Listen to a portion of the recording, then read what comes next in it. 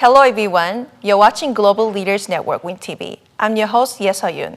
There are many leaders globally in areas such as government, business, non-profit organization, education, etc. Global Leaders Network invite these leaders and share their wonderful stories.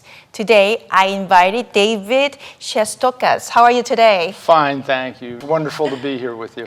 Yeah, thank you for coming. Am I pronouncing your name correctly? Can you state your name one more time and also explain what you do? Sure, David Shestokas. It's Shestokas. Shestokas, just the way it sounds. I'm an attorney. I'm a former Cook County prosecutor, and I'm an author. I've written some books about the Constitution and the Declaration of Independence, primarily about the founding documents of the United States. A number of years ago, I was invited to do a Constitution Day presentation at a high school in Southwest Florida. I'm also licensed to practice law in Florida. And I asked some of the kids in an American history class what year the country was founded, and they didn't know. I thought I'd ask them something simpler, and I asked them what day it was. And I got all kinds of things, and finally I had to go hot dogs, hamburgers, fireworks, and eventually they said 4th of July. And this was an American history class, and the kids just didn't know. So I walked out of there and decided that I would try and do something about that. And so I started writing about the Constitution online, and then that turned into a radio show that I did for 3 years called Constitutionally Speaking. And during the run of the show, we used to have promotions that would play during the week. The show was on on the weekend. And during the week, we'd have a minute of Constitutionally Speaking. And I'd answer in 60 seconds something like, what did Jefferson mean by all men are created equal? And so I collected those and put them into my first book called Constitutional Soundbites, which has 150 questions and answers about the founding documents, about the Constitution, the Bill of Rights. When I got through with that, I found that there was 140 references to the Declaration of Independence in that book. And so I determined that I needed to do a book that was devoted strictly to the Declaration of Independence. And that turned into creating the Declaration of Independence, which follows Thomas Jefferson and John Adams and a little-known founder by the name of Richard Henry Lee in the weeks leading up to the issuance of the Declaration of Independence, explaining what they went through, the dangers that they faced. So you just briefly explained about your book, right? Yes. But how did you actually, figure out, when was the time that you figure out that you have a talent in writing? That seems to have been most of my life. Really, when I was a child, my mom started providing me materials to read. There was a series called All About books, and those were all about dinosaurs and all about the solar system and all about American history. And while they were youthful, they weren't childish, and I really, when I was 8 or 9 years old, started keeping a journal about what I read. And so I started writing more or less when I was 8 or 9 years old, and have continued that through my life. Of course, as I mentioned, I'm an attorney. A big part of an attorney's work is, in fact, writing. So, when you're young, you want to become a writer or attorney? I'm kind of confused. Well, I think I naturally became a writer because of the situation that my mom provided for me. But when I was probably 8 or 9 years old, I was standing on a park bench with a whole bunch of kids in front of me. And my grandfather walked by, and I was talking to all the kids. And my grandfather walked by and looked at me, and he said, that boy's going to be a lawyer. And what my grandfather had to say sort of stuck with me. I never forgot that. And eventually, actually, when I was 33 years old, I became an attorney. I see. And I also think that you're very politically active. Yes, I have been politically active through the course of my life. I was actually a Republican candidate for United States Congress back in 1990. I was the nominee. I ran against a sitting congressman by the name of Bill Lipinski in those days. And that's maintained throughout time during the election of 2016, I was utilized my legal skills and my political interest to work on ballot integrity issues for both the Trump and Rubio campaigns in Southeast Florida in Broward County. And strangely enough, that's a complete separate issue. We could do a whole show about that because I wound up finding 150,000 illegally open ballots. So I was able to take my political interest and my legal skills to have some impact in 2016 in Florida. I see. So, what is the requirement of being a writer? You know, a lot of people want to become writer, and at one point I wanted to become too, but I gave up because once I started to write about the subject they gave me, the publisher. Yes. And I could not go more than 10 pages. So, tell us about it. The most important thing necessary to become a good writer is to actually be a voracious reader. You have to read a lot. We talked about briefly the constitutional sound bites in creating the Declaration of Independence. At the back of those two books, between them, there's bibliographies that have 40 or 50 other books that are references that I utilized in creating those books. And I would encourage anybody that wants to be a writer to actually read. You have to read a really great deal to be able to write and be able to feel reasonably comfortable with the subject matter that you're speaking of. I have a blog at Shestokas.com, and there's about 200 articles there on Constitution and founding documents.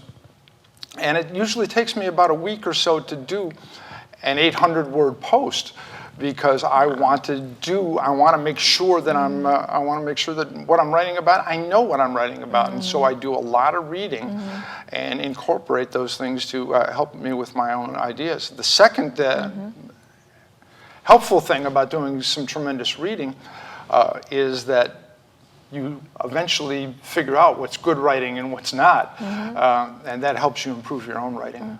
How many books did you read so far? Or have I read in my life? Oh, I don't know, probably 2,000 or 3,000, I would think. You know, that would be a guess. I know in my own personal library, I have about 2,500 books, and I've probably read, most of them.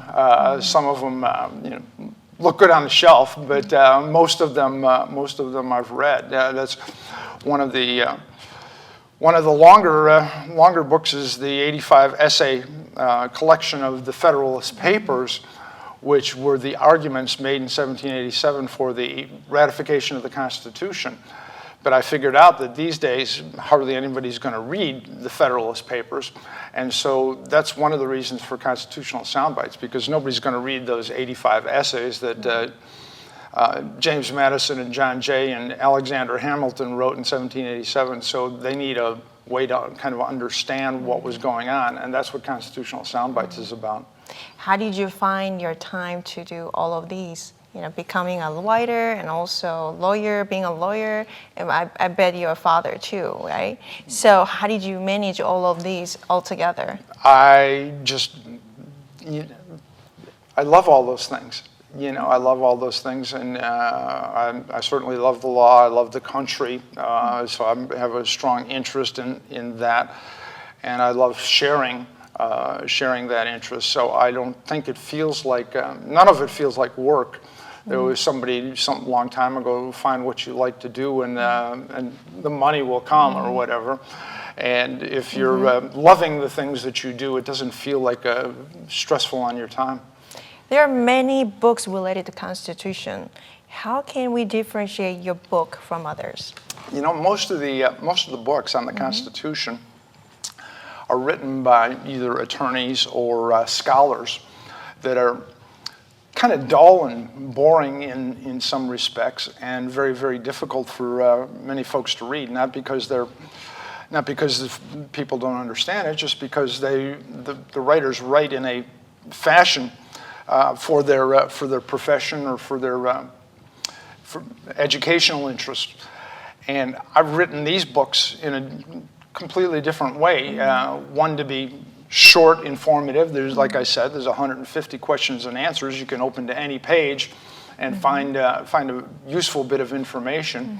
And the second one, as I mentioned earlier, was that regarding creating the Declaration of Independence, I went out of my way to paint a human picture of people like Thomas Jefferson, who we know from the big statue in the Jefferson Memorial, right? But we don't think of him as a fellow who had 6 weeks of migraine headaches after his mother died, or that he really actually wanted to be in Virginia involved in some things that were going on there rather than Philadelphia writing the Declaration of Independence. So these books are different than the typical books. And one of the ways that they're, I think, importantly different is, of course, I'm an attorney. And attorneys tend to write like lawyers from time to time. And one of my main editors, so that I could write it for the general public, has been my mom, who just turned 90. And when mom reads and edits, mom will tell you, "Hey, Dave, this sounds too much like a lawyer, right? I don't get this, you know." And it's not just lawyers, like any profession, have their own special language. And so I keep rewriting till mom says, "Yeah, that makes sense." And so I think one of it's mom approved. It's mom approved. She's the best editor. Yeah, the best editor you could possibly have would be probably your mom, because she's not a lawyer, and she's a very, very intelligent woman, obviously, but when you can write it for mom, because not only is she the best editor from that standpoint, she's a willing critic. There's a lot of people who read it, oh, that's great, but your mom will say, "Hey, this isn't right," you know. Very honest feedback. Very honest feedback from your mom. So I would encourage anybody in any endeavor that they're doing, consult their mom. Okay, that's funny. What's your vision? Certainly the vision is to try and correct the dearth of knowledge that we have. One of the reasons that we have become so divided and people are able to divide us is, in fact, that we don't have the knowledge of our common heritage as Americans that we should have. One of the things in creating the Declaration of Independence discusses in detail 55 very important words. We hold these truths to be self-evident, that all men are created equal, that they are endowed by their Creator with certain inalienable rights, that among these rights are life, liberty, and the pursuit of happiness, that governments are instituted among men to protect these rights, deriving their just powers from the consent of the governed. If, in fact, Americans would memorize those 55 words rather than the preamble of the Constitution, they might understand what we call the American creed. Over years and years, millions of people came to this country. And if they adopted the philosophies that were found in the Declaration of Independence, they could become Americans. I think I speak pretty good English and whatnot, and if I went to England and lived there for 20 years and pledged allegiance to the Queen, I'd never become British. But in fact, if you adopt the philosophies of the founding of the country, then you can become an American. And this is the only place in the world that that can happen. And we don't teach that to the folks that are, in fact, born here. Right. There's many, many people that are now have come to the country looking for a better life in many ways, have in fact studied and adopted those things. And that's what we used to do for a few hundred years, but it's something that we've lost. And I'm going to try and bring that message to, that's my vision, is to continue to try to bring that message to people. Oh, I see, I see. Do you have a time for yourself? What do you do? What's your hobby when you have a time? I play some guitar. Oh, you're a musician too. Well, I don't know if I'd call myself a musician, but I play some guitar and I sing a little bit. I don't know if I sing as much as I yell, because it's all 60s and 70s rock and roll. Wow. And I play some bridge. I've played tournament bridge around the country through the course of my life, and I have some sort of master ranking. I don't know about that, but that's so I play some bridge.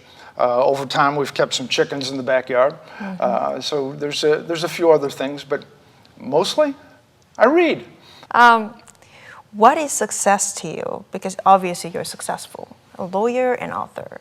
What is success to you, and what brings you happiness? Success is, of course, a sort of a fleeting situation, because I've done, I don't know, several hundred trials in court, and when you win a trial, obviously, you can define that as success. And certainly, there's some other kinds of situations when you get sworn in as an attorney, or sworn in as I've taken an oath to support the Constitution 8 times in my life, and each one of those moments is a successful moment. But when you think about success, I always think about a story that I heard a long time ago regarding Roman generals. And Roman generals, after a big victory, there would be a parade through the streets of Rome, and people would be lined up cheering them and throwing garland and other kinds of flowers in their path and things like that. But the Romans knew something. There was some wisdom, and they always had a guy in the general's chariot whispering in his ear, "All success is fleeting." And so you have to understand that success is momentary, and not something that you say, "Oh, this is it." I'm here. You have to understand that it's momentary, and savor the moment, but know that there's more in the future.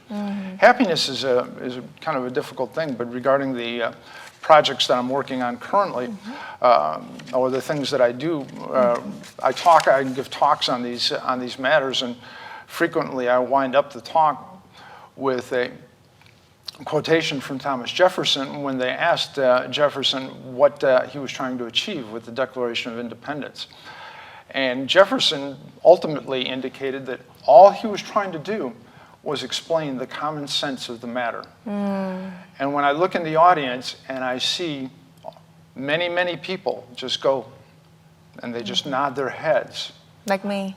Just like you, then they just nod their head, and all of a sudden I can see that there's an understanding that the country was actually founded upon some common sense.